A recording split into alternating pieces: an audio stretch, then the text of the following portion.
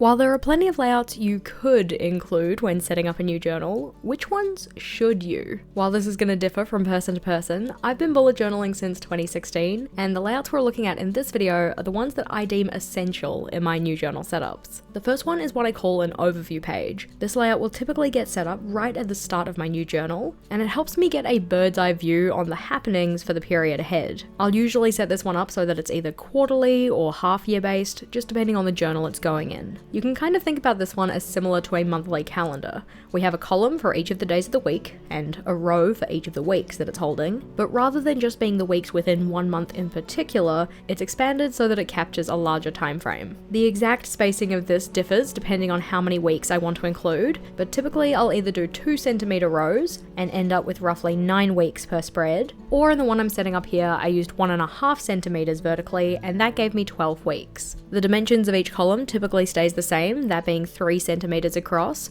or 6 dot grid boxes. I find that this is a comfortable amount of space to write a small snippet of information, and given the fact that this overview is really just supposed to be that bird's eye view, very kind of general in terms of the descriptions I'm putting on here, it's usually plenty of space. In terms of how I use this layout, it's very much to help me plan out events, appointments, or essentially look at what time I do or don't have available across that period of time. While one of the core bullet journal collections is a future log, and technically the layout we're setting up here could be used as that, I consider this one more to be an overview, mainly because of the structure and how I tend to use it. Typically in a future log, you're going to come back time and time again to note down any future happenings. Anytime you have a timed appointment or event that's going to be happening for a month that you haven't already set up in your journal, you go back to your future log and add it in there. I typically don't do that for this layout. Normally, I actually just set it up at the start of the journal and populate all of the things that I have going on that I already know about, and I don't often turn back to this after the fact. That might make it seem like a bit of a silly layout to consider an essential, but I find that that start of quarter or start of half-year prep is really all I need for this layout. More recently, I have been trying to jump back into here and add in events as they happen, so I can kind of have this layout as a summary of the happenings while I was using the journal. While the one I've set up in this journal is just an example, so you can see the general structure and layout, let's have a look at one I've actually used. This is my current journal, and you can see that the sizing on this one is a little bit different. So we have 2 centimeters down for each of these rows just to accommodate a little bit more text. You can see that as I use it, not every single day gets an entry. It's really only the things that are important or of note, stuff that's kind of outside of the normal and things that I might want to remember. This one gives me 9 weeks per view, so 9 weeks here, then 18, and then 27. So giving me just a little over a half year. You can see that as the weeks get further away, I have less planned events, so more planned here and then more filled in here because some of these have been filled in after the initial setup. So really, when I first initially set up the layout, all it looks like is the washi tape in spots where I know I won't be around, I have trips, we have reset week, that kind of thing, and then the very bare bones of events, so things that I know are going to happen at set times each week, like live streams, meetings, that kind of thing, and then other happenings that you might record in a future log when first setting up your journal, I record in here. When I was doing this in a square journal, the sizing changed again, so each of these boxes is 5 dot grid boxes down by 5 dot grid boxes across, giving me 7 weeks per page or 14 for the spread. This meant that I could very comfortably capture an entire quarter on one spread. Again, I just used the tape to indicate periods where I wasn't going to be around. For instance, this was a trip to Texas and this was a trip to Melbourne, followed by reset week. I do like that in the more current version of this, I've differentiated between reset week versus not around, because reset week is very much about getting home tasks done, so it's nice to indicate that I'll actually be at home. In the previous iteration of this, I also used little colored lines to indicate when my partner was working from home versus in the office. Just information that might be helpful to know in advance so I can plan my schedule around that. Flipping over though and setting up my next essential layout, this is my 101 things list. The title of this probably kind of gives it away, but it is a list of 101 things that I aim to do in any given year. Now when you first hear that, 101 things might sound like a lot, and technically it can be if you're picking 101 really big goals, but I like to make this a mix of big and small and fun versus practical, just little bits and pieces that I want to try and do across the span of a year. The way that we actually set this one up though is across 2 separate spreads, because fitting 101 things into just one spread is a little bit tricky. I highlight lines for up to 25 tasks per page, and do this across 4 pages, so 2 consecutive spreads. For each of the rows, I also like to include a number so that I can easily refer to each of the tasks and keep track of how many I've filled in or completed. In terms of column headers for the setting up of this kind of table layout that we end up with, going from left to right, I like to have the number for the task, then the majority of the space is taken up by what the task actually is, and on the very right hand side I like to have a done column to write down what date the thing was completed. This not only helps me keep track of roughly how many tasks I'm doing at any given period of the year, but also gives me an indication of when the last time I filled this in was. This is a layout that I don't usually set up in my everyday journal, but in a separate journal called my yearly collections. That one holds collections that are, funnily enough, for the span of a year, and the reason that I put them in there rather than my everyday journal is that I know that I always use at least 2, sometimes more, everyday journals a year. Having to rewrite all 101 things when migrating from one journal to another is a piece of homework that I just don't want to have to do. By having them in the yearly collections journal as a separate notebook, it means I only have to write these things out once. You'll have seen though, for that middle page of the 2 spreads, I've removed the top half just so that then I don't have to rewrite my title. I can just write it on one side of the layout and have it visible regardless which side of the Dutch door I'm looking at. Normally I do just fill the top half of the layout with decoration and the title section. I don't put anything special up there, but what you could do is have some kind of statistics tracker, so keeping track of how many of the things you completed in each month. Maybe you could color code them based on how important they are or what life area they relate to. I've put that in the top section of this example, but I don't necessarily use it when I set it up for myself. Because I do like to have this as 101 things, we have 1 through 25, then 26 to 50, flipping over we have 51 to 75, and then 76 to 101, which I just tucked down the bottom. Technically speaking, you could try and condense this to fit on just one spread, and we'll have a look at an example of that here, throwing back to my 101 things list from a few years ago. In this version of the layout, I split both sides of the spread in half vertically, and that did mean that some of the tasks that I have on here had to take up multiple lines, but you can see this layout is a little bit more simplified. We just have a little box to indicate whether I did or didn't do the task, then the number of the task so I could keep track and make sure I got up to 101, and then as the task was completed I just coloured the box in. If it got started I would half colour the box, and then at the end of the year when I make my new 101 things list for the next year coming, I can just migrate it or cancel it, really just depending on what I wanted to continue with or what I wanted to bring forward versus things that I decided I wasn't really as interested in anymore. As you can see from this though, I don't really pressure myself to get all of these things done. Yes, I like to record up to 101, but that doesn't necessarily mean that I actually complete 101. I kind of think about this as a cross between a memory keeper and an interest log. A memory keeper because by looking at all the boxes that did get filled in, I can remember some of the little things that I worked on, little goals, adventures, events, whatever else. Whereas thinking about this as an interest log, I can scan my eyes across the entire of the list and just see what was kind of capturing my interest at the time. What things was I curious about doing, even if I didn't necessarily get to it? Given the fact that this was the second journal that I had this year though, I did have to transfer all of these tasks into this one when I migrated at the half-year point, and that took me a lot of time and effort and I didn't want to have to do it again, so for my next one I decided to make the yearly collections journal. This is where we get into the structure that we kind of looked at before. In this one, just slightly different, so I've got the number, the task, and then the checkbox. I didn't have any date to record when these things happened. Again though, I've cut away the top of the page and we've got this on a Dutch door, but I did want to record when these things were happening. So in the next iteration of the list, I have the checkbox, the number, the task, and the date. The actual overall structure of it was working well for me though, having that cutaway section at the top, the Dutch door, plus it just gives all of my tasks a little bit of breathing room. I actually have enough room to write all of them in. My current list is much the same, but I haven't actually gotten to 101 yet, so I'm kind of thinking thinking maybe I'll change this to a 52 in 52 list, so 52 things in 52 weeks. If I do go with that, I'll probably be able to fit them all on just one spread, given the fact that I can already fit 50 along here and have ample room for decoration. As said, the 101 things list is kind of a cross between a memory keeper and an interest log, so it is a little bit more for fun, but my next essential layout is a lot more for function. This one is what I call my future me problems list, and it's very much just a list of things that are going to be for future me to worry about. These are little tasks, ideas, things that I'm curious about, just stuff that I want to action or do something about, but I don't necessarily have the time to do them right now. They may not necessarily be super pressing to do right now, but I'd like to do them at some stage. The way that I set this one up is very simply as a list.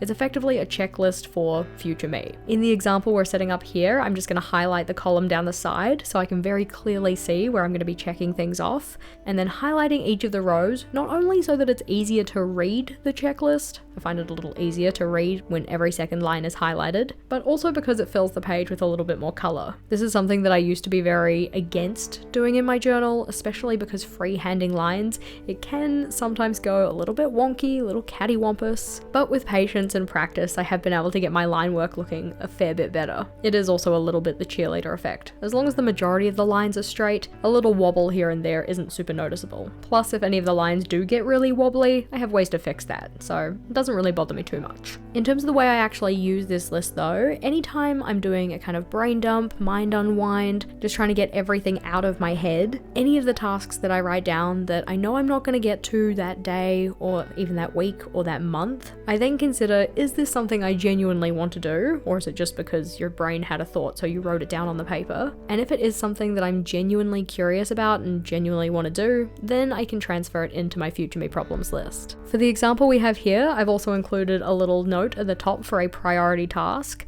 So if any of the tasks that you write down on here are just a little bit more pressing, or you think that there is a bit of a time pressure for them, but it's not like I need to do it by this specific date, then you could put a little dot of color or a little signifier to say, hey, maybe you want to focus on this one first. As per our last layouts though, this is just an example, so let's have a look at some that I've actually used. This is another layout that I keep in my yearly collections journal, just so that then I don't have to transfer it with each new journal, but I do tend to migrate or transfer this list once a year. So at the end of the year, I run my eye over the full list, consider, do I still want to do these things? And if I do want to do them, I transfer them to a new fresh list for the new year. This is another one that I've set up on a Dutch door because I typically do collect quite a few future me problems, and I've put these in 2 columns really to maximize the amount that I can write down. Having a look at an example of a list that was migrated though, you can see that all of the entries on here either have a cross to say that they got done,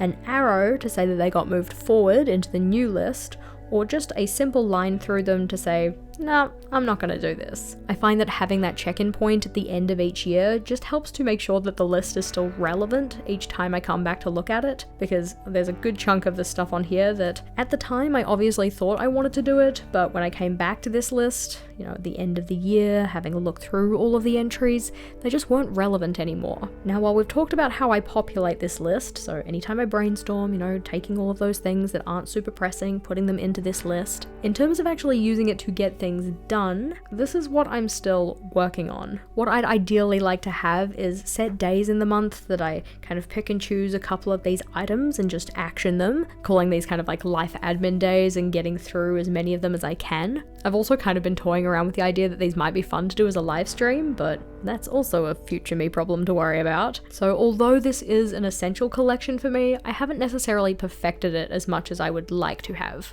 It's still a little bit of a work in progress. While the future me problems is more of a functional or productivity style layout, the next one is another that's just for fun. This one is what I call my then and again list, and it's something that I like to do each year as a kind of memory keeping tool. The idea for this one is that for a series of prompts that I decide upon each year, I write down my answer at the start of the year on January 1st, and then I write it down again at the end of the year on December 31st. I like to keep the setup of this one fairly simple, so I put the then section on the left-hand side and the again section on the right. These two sections are separated by a dividing line that runs down the middle of the page, but I leave gaps in this line to write in what the prompts are going to be that I'm going to respond to. The prompts on this one are very much up to you if you want to use a layout like this, but I typically do metrics that I'm kind of interested in keeping track of. Things like, what was a recent goal? What was a movie or TV show that I recently enjoyed? Is there any kind of like phrase or statement that I keep saying time and time again? I also like to do numerical metrics like my savings total, my weight, and I don't tend to just focus on positive things. I also like to think about what was a recent problem that I overcame, or what's something that I'm nervous about right now. The one we're setting up here has space for 15 prompts, and I've just written in some examples. Those being goal, savings, weight, recently watched, a song that I've recently enjoyed, something I've read, an idea I have, a food I've been enjoying, a drink I've been enjoying, something I'm hoping for, a current life problem, something I recently tried, something I'm curious about, something I'm wishing for, and a phrase that I've taken to saying a lot. Normally when I set this one up, I don't necessarily highlight as wide as I've done here, but for each of the prompts I just write directly across from it in the then column, and then directly across again at the end of the year. Moving this one out of the way and again having a look at some examples. This one was the first iteration of this one, and you can see I did it on July 1st and December 31st,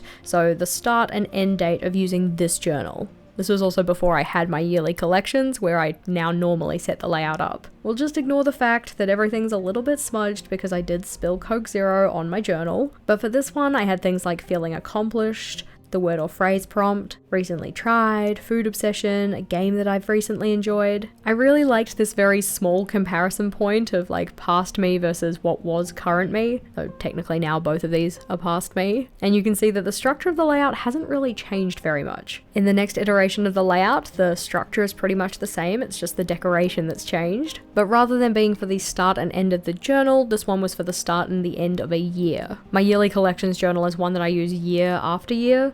So this is like 2022, and then if we flip on forward, we have 2023, so on and so forth. I think that the hardest part about setting up this layout is really just figuring out what of the prompts you want to include, and then also how you align this side of the text, because I find it quite easy writing left to right, but writing left to right over here and trying to get everything to line up with the actual side of the page, a little bit tricky. The next essential layout we have is another one that's kind of memory keeping based, and it was kind of interesting preparing for this video, trying to think about what are my essential layouts, and now having as many of them be memory based as we have. But this page is what I call a letter to future me. I try to do this on an annual basis, so at the start of each year, writing a letter for the end of year me to open up. Like when that bell chimes to ring in the new year, that's when I like to read my letter. To set this layout up though, all we need is some decoration on the page and then a little pocket to put that letter in. You can literally just take an envelope and stick it into your notebook. I've done that previously, it's been very easy. Or you can try and make your own pocket out of some scrap paper. For this one, I've just used one side of a brown paper bag and then folded the edges and the bottom under and stuck those to the page to create the pocket that I can slip things into. What I tend to do is try and size the pocket so that I can fit whatever letter or kind of, note I've written to myself into there quite easily. This one's just an example though, so I didn't really accurately size it up, but taking this one away so we can look at some actual examples. This is again a layout that I set up in my yearly collections journal. So you can see this one has a little envelope. We can just open up the side here.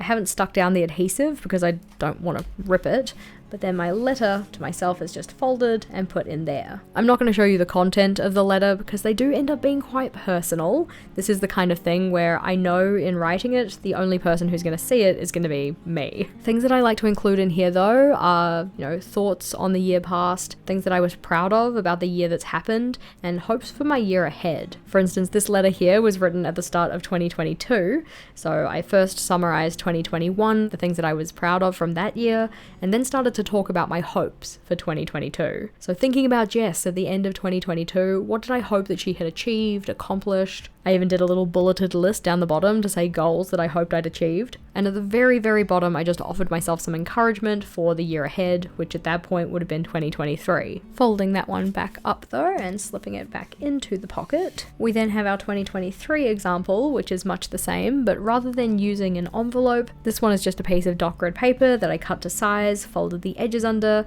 and then stuck those edges down. That means we have the little letter, which can slide out the top here. And again, that one's a little bit too personal to share, but I actually printed this one in color. And now I'm just sitting here reading my letter, so I'm a little distracted. Slipping that one back in. I like to keep these letters from year to year. I don't go back and refer to them like super often or anything, but it is nice to see not only how my circumstances change, but also how like my goal setting changes, how the things I'm focusing on in each of the letters change. I have, of course, written myself a letter for this year as well. This one's just in an envelope that I've stuck in. This one in particular, I think my printer was running out of ink because every section is a different color, because I guess I didn't have any black toner. To do this one, you're either going to have to handwrite your letter or make sure that you actually have ink in your printer. I got distracted, I read the whole letter, so we'll put that back, because that's actually for future me, not current me. It's really just another way to get a snapshot of yourself. I appreciate keeping it in my yearly collections journal because then year upon year I have each of my letters in the same notebook, but you can also put this in your regular everyday journal, just slip it into the back pocket if you want to. It really just makes for an easy to create keepsake. While these are my 5 essential layouts for a new journal setup, they are by no means the only things I include in a new journal. If you wanted to see all of the collections that I previously used in a starter journal setup, then this video is the next one to check out. In that one we have a look at all of my past journal setups and the layouts that I deemed essential at one point in time, so click or tap on that one and I'll see you over there.